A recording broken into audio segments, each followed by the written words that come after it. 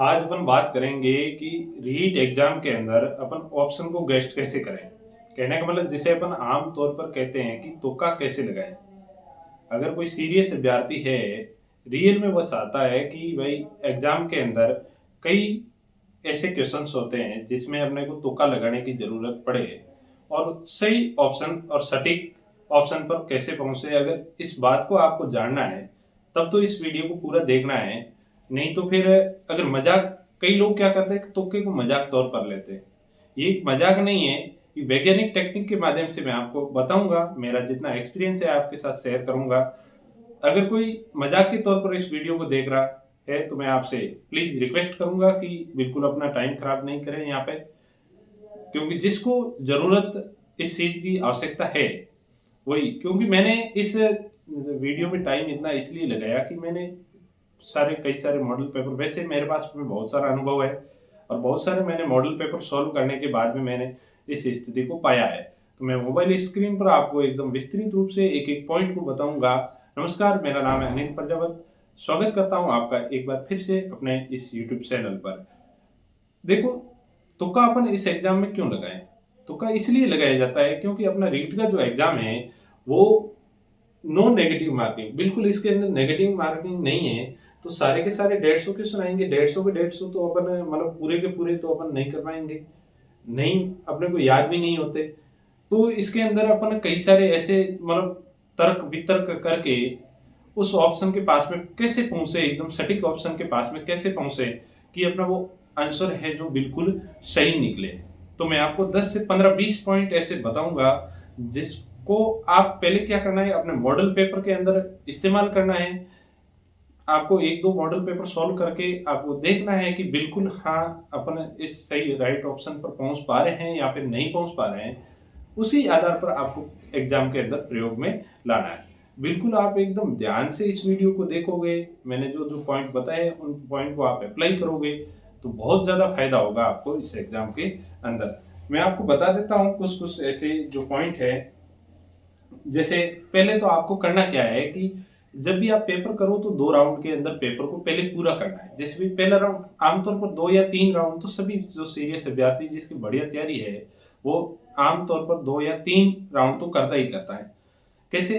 पहले तो जैसे जो जो आपको एकदम फर्स्ट देखते ही आपको आंसर आ रहे हैं वो फर्स्ट राउंड हो गया। दोबारा आपको जिस पर थोड़ा सा दिमागी जोर लगाना पड़े, ऑप्शन को काटना पड़े, एलिमिनेट करो ऑप्शन को, फिर आप आंसर को निकालते हो, तो उसमें 2 राउंड हो जाते हैं। फिर भी कई ऐसे क्वेश्चन बच जाते हैं, उनके ऊपर अपने को तुक्का करने की जरूरत होती है। ऐसे नहीं कि शुरुआत में ही अपना पेपर शुरू करते ही अपने को नहीं आ रहा है उसके ऊपर लगाते टिक करते जा रहे हैं। बिल्कुल ऐसा नहीं होना चाहिए। किसी भी एग्जाम के अंदर, जैसे नेट के अंदर भी ये वीडियो आपके लिए काम आ सकता है, रीट के अंदर भी काम आ सकता है, सीईटी के अंदर भी काम आ सकता है। तो सब जगह जहाँ पर नो नेगेटिव मार्किंग होती है वहां पर इस वीडियो को आप मतलब देख के बहुत सारा फायदा ले सकते हो।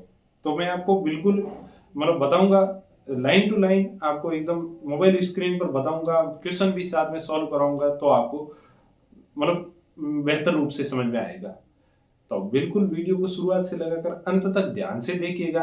मैं आपको मोबाइल स्क्रीन पर एकदम व्यवस्थित रूप से पूरा पूरा समझा रहा हूँ, ठीक है। बाद में मेरे को कमेंट करके जरूर बताइए कहीं पर भी कोई समस्या आ रही है। और एग्जाम होने के बाद में बिल्कुल आप मेरे को कमेंट करके जरूर बताएं, या फिर जो मैं लिंक के अंदर अपने कमेंट के अंदर मेरे नंबर दे दूंगा, वहां पर मेरे को बताएं कि आपका एग्जाम कैसा हुआ। मिलते हैं।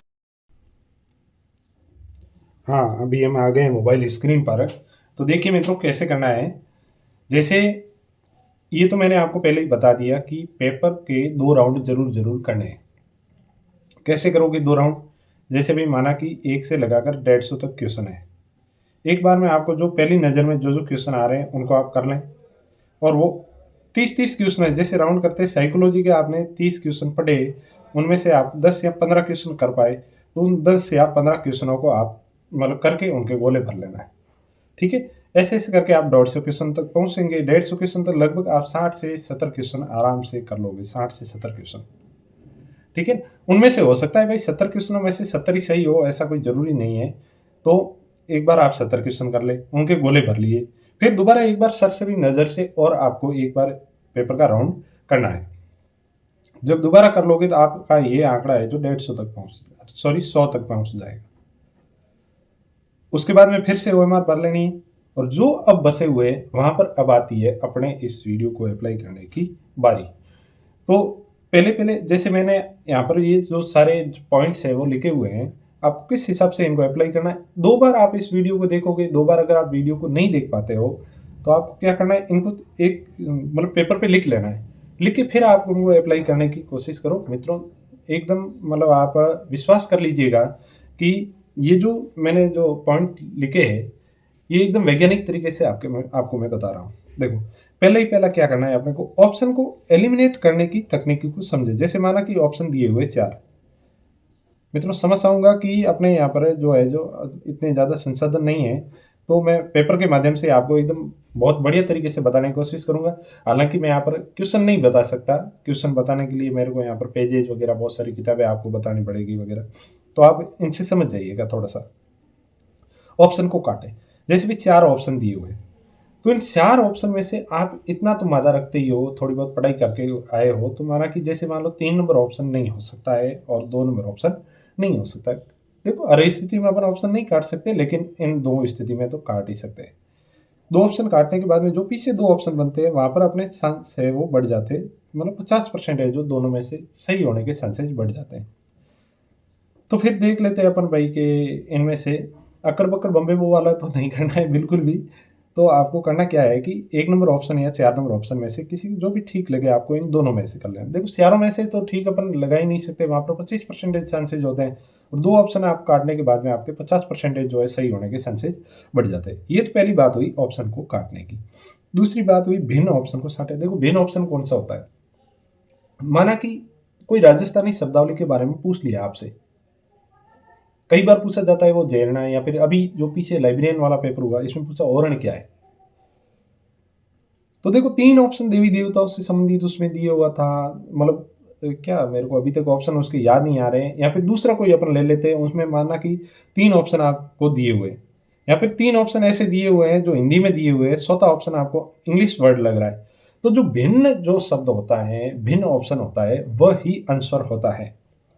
वही क्या होता है, आंसर होता है। ये तुक्का लगाने की एक बढ़िया टेक्निक है। जो भिन्न ऑप्शन होगा, दिखने में आपको भिन्न लगेगा, 3 ऑप्शनों से भिन्न होगा, वो आपको लगेगा। हाँ, यहाँ पर मेरे को एक बात याद आ रही है, जैसे माना कि कहीं पर अपने जैसे इंडिया जीके से संबंधित कोई क्वेश्चन है, 3 बड़े बड़े जैसे शहरों का नाम दिया हुआ है, चौथा नाम दिया हुआ है जो अपने बिल्कुल अननोन लग रहा है, अपने को सुना हुआ नहीं है, तो वह ऑप्शन सही होता है।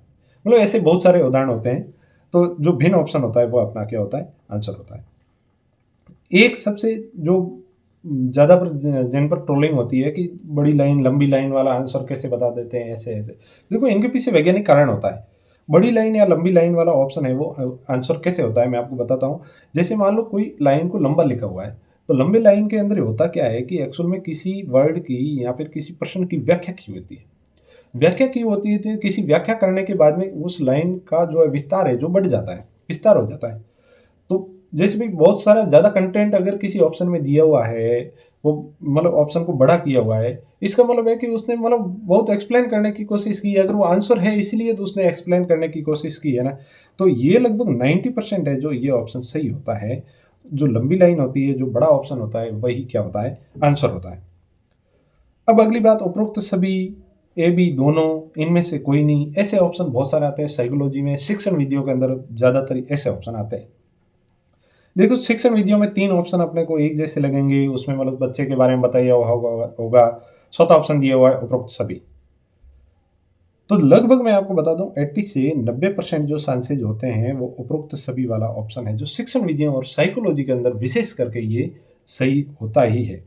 दूसरा ऑप्शन दिया होता है कि ए बी दोनों या फिर बी सी दोनों, वो ऑप्शन भी लगभग 70 से 80% सही होने के चांसेज होते हैं।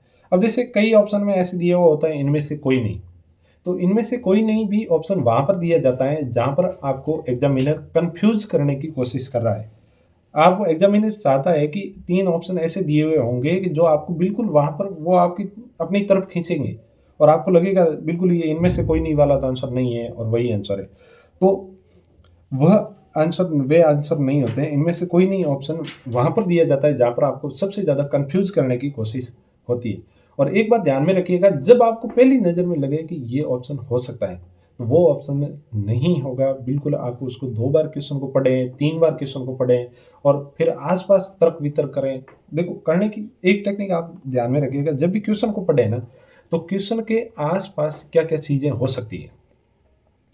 जैसे मान लो शिक्षण संप्रेषण कौशल का या फिर कोई भाषा कौशल का कोई क्वेश्चन आ गया, तो भाषा कौशल के बारे में अगर आपको देखते ही कोई बात याद नहीं आ रही है, तो भाषा कौशल होते क्या है, उसके आसपास की चीज़ों को थोड़ा सा ढूंढने की कोशिश करोगे, तो आपका आंसर बिल्कुल निकल जाएगा। और ये सबसे बेस्ट मेथड होता है, टॉपर्स की रणनीति के अंदर ये गिना जाता है। इन ऑप्शन को इन चीज़ों को आप जरूर अपनाएं कि क्वेश्चन के आसपास की चीज़ों को आप ढूंढने का प्रयास करोगे, तो वहाँ पर आपका आंसर निकल के आ जाएगा। अब बात आती है कि सवाल कठिन है, तो ऑप्शन ए नंबर होगा। देखो, सवाल कठिन कैसे? जैसे मान लो कि पहली बार में ही आपको नहीं आ रहा है, आपको ऐसा लग रहा है कि ये क्वेश्चन एकदम अजीब-अजीब लग रहा है, बिल्कुल नया-नया क्वेश्चन है और इनको मैंने कभी पढ़ा ही नहीं है। तो बहुत आपकी मतलब थोड़ी बहुत पढ़ाई की हुई, आपको लग रहा है ये क्वेश्चन बहुत टफ है, तो वहाँ पर ऑप्शन ए है वो राइट होता है। ये वैज्ञानिक तकनीकी है, ऑप्शन ए राइट। क्योंकि जो जितना सरल होगा, क्वेश्चन जितना सरल होगा, उनके ऑप्शन इतने ही ज़्यादा बैक में दिए हुए होते हैं। अगर कोई सामान्य सवाल है, देखने में लग रहा है जैसे महाराणा प्रताप के हाथी का नाम क्या था? तो ऐसे कोई क्वेश्चन आ जाते हैं, सामान्य सवाल हैं, वहाँ पर आपको ऑप्शन नहीं लग रहा है, आपको तुक्का मारना है, तो वहाँ पर ऑप्शन नंबर सी आप तुक्का मार सकते हैं। बिल्कुल इन चीज़ों को ध्यान में रखिए, जो कठिन सवाल होता है उनका ऑप्शन ए आप कर सकते हैं और जो सरल सवाल होता है, जहाँ पर आपको तुक्का मारने की ज़रूरत होती है, वहाँ पर ऑप्शन नंबर सी आप सही कर सकते हैं।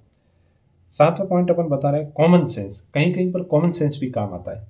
जैसे अपन हिंदी में पढ़ते हैं किसी सवाल को, किसी उसी सवाल को अपन इंग्लिश में पढ़ने की कोशिश करते हैं। फिर उसी सवाल में से जैसे मान लो कोई लोकोक्ति, मुहावरा आ गया, हिंदी का हो गया या फिर कोई हिस्ट्री का कोई सवाल आ गया, तो वहाँ पर थोड़ा-सा अपने को कॉमन सेंस लगाना पड़ता है।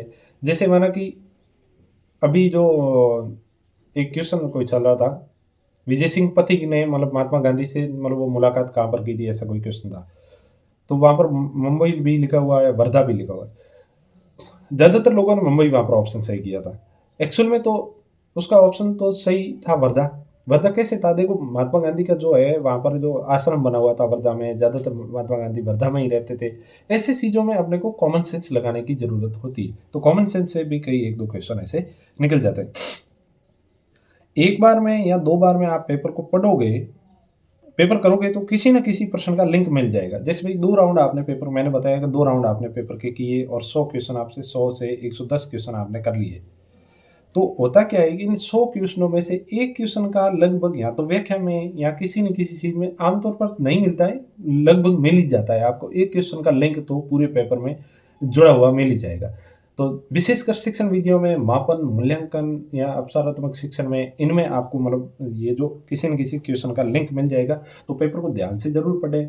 1-2 बार जितना कंसंट्रेंस होकर आप मतलब पेपर करोगे, तो पूरे पेपर के क्वेश्चन आपको याद रहेंगे और बिल्कुल आप मतलब कहीं न कहीं पर आप लिंक निकाल ही लोगे। और शिक्षण विधियों में विशेषकर पीछे वाली जो 4 जो आपकी यूनिट है, उन यूनिट का लिंक मिल ही जाएगा। 1-2 क्वेश्चन तो हर बार रीट के अंदर ऐसे मिलते हैं जिनके मतलब लिंक मिल जाते हैं।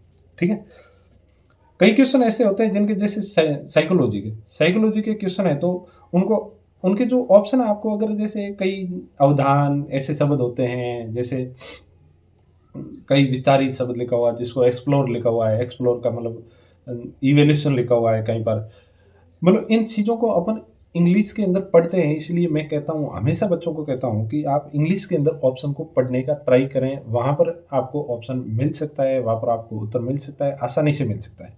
रही बात, मैंने पिछले वीडियो में भी बताया था कि जो साइकोलॉजी के जो मेथड है, जो सिद्धांत दिए हुए हैं, जो सिद्धांतों को आप इंग्लिश के अंदर याद करोगे, इंग्लिश के अंदर याद करोगे और उनके ऑप्शन हैं, उनके जो कीवर्ड्स हैं, वो इंग्लिश के अंदर याद करोगे, तो आपको 2 क्वेश्चनों का फ़ायदा आराम से रीट के अंदर, साइकोलॉजी और शिक्षण विधियों के अंदर मिल सकता है।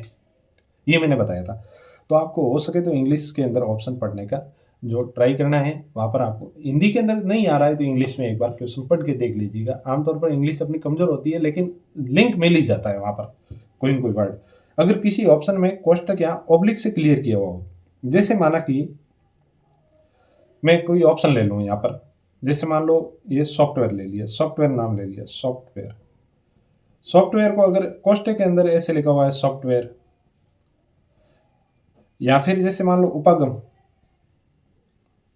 उपागम, उपगम या फिर प्रणाली, ऐसे लिखा हुआ है। कोष्ठक के अंदर पीछे उसको मतलब थोड़ा-सा एक्सप्लोर किया हुआ है। तो समझ लेना क्वेश्चन वहाँ पर भी आंसर वहीं फँस रहा है। क्योंकि वो आपको बता रहा है कि कई बार एग्ज़ामिनर क्या होता है, पोलाइटली होते हैं, वो ऑप्शन को थोड़ा-सा मतलब घुमा-फिरा के देने की कोशिश करते हैं, कन्फ्यूज़ करने की कोशिश करते हैं। ऐसे शब्द देते हैं जो आपके सुने हुए नहीं हो, उनको कोष्ठक में फिर अलग से देते हैं। तो वो हमेशा क्या होता है, सही होता है। जैसे ऑब्लिक दिया हुआ होगा, जहाँ यहाँ पर एक वर्ड दिया हुआ है, ऑब्लिक देके आगे कोई और शब्द दिया हुआ है, वहाँ पर क्या होगा, वो आंसर सही होने की लगभग मैं आपको बता दूँ 75 से 80% जो है चांसेज़ वहाँ पर बनते हैं, वो सही होगा। अगला पॉइंट है, अगर लगातार 3 ऑप्शन में सी आ गया, जैसे माना कि ये तो एकदम बिल्कुल सटीक सार्वभौमिक सत्य है। जैसे माना कि आप एक पहला क्वेश्चन कर लिया, दूसरा क्वेश्चन कर लिया, तीसरा क्वेश्चन कर लिया। इनमें भी सी आ रहा है, इसमें भी सी आ रहा है, इसमें भी सी आ रहा है, या फिर इसमें बी आया, दूसरे में बी आया, तीसरे में बी आया। तो चौथा क्वेश्चन अगर आपको नहीं आ रहा है तो अलग बात है, नहीं आ रहा है और आपको तुक्का लगाने की ज़रूरत पड़े, तो ऊपर सी भरा हुआ है तो इसमें भी सी भर लें। अगर ऊपर 3 ऑप्शनों में बी भरा हुआ है तो इसमें भी क्या कर लेना है, बी को भर लेना है। ये एक सार्वभौमिक सत्य है और लगभग अगर लगातार आपको 10 से 15 क्वेश्चनों में तुक्का लगाने की ज़रूरत पड़े कि भई 10 से 15 क्वेश्चन मेरे को नहीं आ रहे, तो उसमें एक ही ऑप्शन सब में भर लें। उन 15 क्वेश्चनों में से मैं आपको लिख के देता हूँ, 5 क्वेश्चन तो आपके सही निकलेंगे ही निकलेंगे, क्योंकि इसमें नेगेटिव मार्किंग नहीं है, तो आपको लॉस तो होने वाला नहीं है, फ़ायदा ही होने वाला है। ये तो बात लिख के ले लो। अगर लगातार 10 से 15 क्वेश्चन नहीं आ रहे, तो उसमें एक ही ऑप्शन को भर लें। अगर 3-4 क्वेश्चनों में एक जैसा ऑप्शन आ रहा है और चौथे में आपको तुक्का लगाने की ज़रूरत पड़े, तो वहाँ पर आप वही ऑप्शन का तुक्का लगाएँ, जो पीछे वाले क्वेश्चनों में आपने जो है भरा है ऑप्शन वही। अब मैं बात करता हूँ सुमेलित वाला क्वेश्चन। देखो, तुक्का लगाने के लिए सबसे आसान जो क्वेश्चन होता है वो सुमेलित वाला होता है। कैसे होता है? जैसे मान लो 1, 2, 3 और 4 इधर दिए हुए, 4 इधर दिए हुए, ठीक है? तो कई बार मैं क्या करता हूँ कि A option A, D, B, C और डी, जैसे 1, 2, 3, 4 दिए हुए। तो मैं क्या करता हूँ, पीछे से जैसे 4, 1, 3, 3 ये दिए हुए, पीछे से आप देखने की कोशिश करोगे, जैसे चौथा ये ऑप्शन है। चौथे को आप देखोगे 3 नंबर यहाँ पर फिक्स बैठ रहा है। अगर कई बार तो होता है अपना चौथा ऑप्शन अपने को आता है और वहाँ से पकड़ के अपन उसको मिला के एकदम आसानी से क्वेश्चन निकाल सकते हैं। अगर ऐसा नहीं होता है, तो आपको करना क्या है, जैसे मान लो 2-3 ऑप्शनों में आगे एक-एक आ रहा है सब में, तो इसका मतलब है कि पहले का एक ही है, एक ही है, पहले का एक ही है। दूसरे में जैसे मान लो 3, 2, 2 आ रहे हैं, इसमें भी 3 ऑप्शनों में 2-2 आ गया, तो इसका मतलब पहले में तो 1 है, दूसरे में क्या हो जाएगा 2। यहाँ तो ऑप्शन है ये ए सही होगा या फिर क्या होगा, सी सही होगा। अगर पीछे से आप पकड़ने की कोशिश करते हो तो आसानी से पकड़ में आ जाता है। अगर नहीं आ रहा है, जैसे माना कि यहाँ पर दे लिया 4, यहाँ पर दे लिया 4, यहाँ पर दे लिया 1, तो इसमें से आप अगर ऑप्शन निकालने की कोशिश, जैसे इसमें 1, 1, 1 तीनों में आ गया, इसमें 1, 2 इसमें आ गया, फिर यहाँ पर 4 यहाँ पर बैठ रहा है और 3 यहाँ पर बैठ रहा है, तो ऑप्शन ये एकदम सटीक बैठ रहा है। क्योंकि ये जो मिक्सअप करने की कोशिश करते हैं ना, वहाँ पर अगर आपको फंसाने की कोशिश करेंगे तो यहाँ पर ये ऑप्शन मिक्स करेंगे और वहीं से ही आंसर अपने आप निकलता है। ये तो गया सुमेलित करने वाला, और इन क्वेश्चनों की ट्रिक लगभग सभी बच्चों के पास अब मिल चुकी है और ये आसानी से कर भी पाते हैं। अब जिलों वाली, जैसे माना कि कोई जनसंख्या से संबंधित कोई जिलों का क्वेश्चन दे दिया कि किसमें ये लिंगानुपात ज़्यादा है, किसमें कम है। तो जैसे यहाँ पर जिला नंबर 1 दिया हुआ जयपुर, यहाँ पर 12, यहाँ पर धौलपुर, यहाँ पर अलवर दे दिया, यहाँ पर जयपुर, यहाँ पर अलवर, यहाँ पर 12, यहाँ पर धौलपुर दे दिया, ऐसे दिए हुए, जैसे भी 4 जिले दिए हुए। तो हो सके जैसे सेम सेम जिले किस में आ रहे हैं, माना कि इसमें जयपुर आ गया, इसमें जयपुर आ गया, इसमें जयपुर आ गया, इसमें अगर 12 आ गया, इसमें अगर 12 नहीं आ रहा है, जैसे कोई दूसरा कोई जिला आ रहा है तो इसको छोड़ दो, इसमें 12 है तो इसमें दो, इसमें अलवर आ रहा है, इसमें अलवर आ रहा है और इसमें भी अलवर आ रहा है, माना कि इसमें बाड़मेर आ रहा है और इसमें बाड़मेर नहीं आ रहा है और इसमें बाड़मेर आ रहा है, तो इसका मतलब होगा कि ये ऑप्शन जो जिले जो सबसे ज़्यादा मिक्सअप किए हुए हैं जिस ऑप्शन में, वहाँ पर वो ऑप्शन सही होगा। ये ऐसे ऑप्शन आप संस्कृत में भी कर सकते हो। संस्कृत में कई सारे जैसे वाक्य दिए हुए होते हैं, वाक्यों में जैसे एक वाला वो कोई क्वेश्चन मेरे को अभी याद नहीं आ रहा है, उसमें भी ऐसे जैसे नृप, नृप, नृप ऐसे दिया हुआ है, नृप, नृपम या फिर नृप ऐसे दियो, 3 ऑप्शन में नृप नृप आ रहा है। फिर दे दिया खलाए, खलाए हे खलम खला ऐसे दे दिया। तो देखो नरपा यहाँ आ रहा है, खलाए यहाँ आ रहा है, मतलब इन दोनों में मिक्स करने की कोशिश कर रहा है और यहाँ से ही आपका आंसर निकलेगा। देखो ये आप थोड़ा-सा करना क्या है कि 2-3 मॉडल पेपर आप सॉल्व करोगे, इनका प्रयोग करोगे, तो आपको थोड़ा-सा कॉन्फिडेंस बिल्ड होगा और इन इन जो है पॉइंटों को आप बिल्कुल आसानी से लिख लें। लिखने के बाद में थोड़ा-सा इनका अप्लाई करने की कोशिश करें, फिर आप देखना आपके कितने क्वेश्चन निकल रहे हैं, बिल्कुल आपको फ़ायदा ज़रूर होगा। और अच्छा लगा ये वीडियो तो मेरे को कमेंट करना है। धन्यवाद।